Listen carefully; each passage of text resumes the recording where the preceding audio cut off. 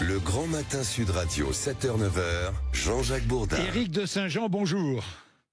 Oui, bonjour Monsieur Bourdin. Collectionneur de Citroën DS. Alors tiens, Éric de Saint-Jean, hier, une Ferrari victorieuse aux 24 heures du Mans en 1965 a été vendue 35 millions d'euros à Paris aux enchères.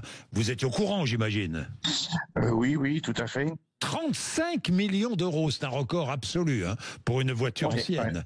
Une voiture de collection. Alors, 400 000, je regardais, 400 000 collectionneurs de voitures anciennes en France, c'est considérable. Le salon Rétromobile est ouvert au parc des expositions de la Porte de Versailles à Paris.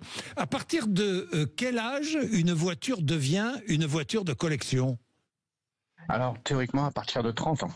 À partir de 30 ans. Car si vous avez, on est en 2025, si vous avez une voiture qui a été fabriquée, commercialisée avant 1995, si j'ai bien compris, Tout à fait. Elle est de collection. C'est ça. C'est ça. Elle peut être considérée comme une voiture de collection. Il y en a beaucoup, dites-moi. Il y en a beaucoup. Oui, il y en a c'est beaucoup. sûr. Quelles sont les voitures les plus recherchées? Ah, ça c'est très difficile, ça dépend beaucoup des gens. Les Citroën sont des voitures très collectionnées. Oui.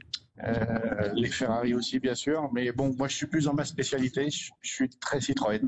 Oui, puisque vous êtes collectionneur de Citroën DS, la fameuse DS. Moi qui suis âgé, je peux vous dire que j'ai roulé dans combien de fois dans des DS. Et je me souviens même de la DS au rallye de Monte-Carlo, pilotée par René Trottmann. Il y a bien longtemps de cela, Éric de Saint-Jean. Tout à fait. Tout à fait. Vous avez combien? Vous avez combien vous collectionnez des DS? Vous en avez combien en collection? Actuellement, j'en ai avoir une quinzaine.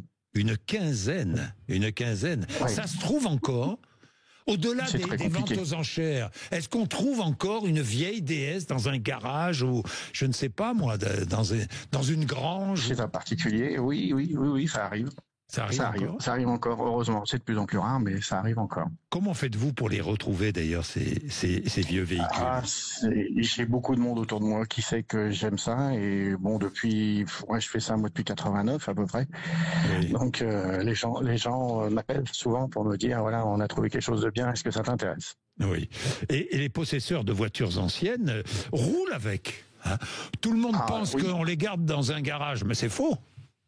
Ah, c'est faux, surtout la DS, de surcroît. C'est une voiture facile à utiliser. Ben bien sûr, la DS. Et une bonne mécanique. Une bonne mécanique très fiable et très agréable, même au quotidien aujourd'hui. Vous roulez en DS, vous, j'imagine? Ah, je roule en DS très souvent.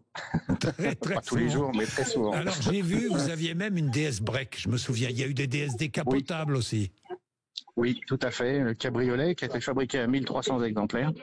Oui. Et les breaks aujourd'hui sont pas courants parce que ce sont des voitures qui ont été beaucoup utilisées. Donc en principe, elles sont vraiment en état un peu lamentable. Oui. Donc à restaurer souvent les breaks, souvent. Oui.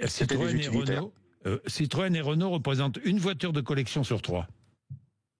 Ah oui, quand même.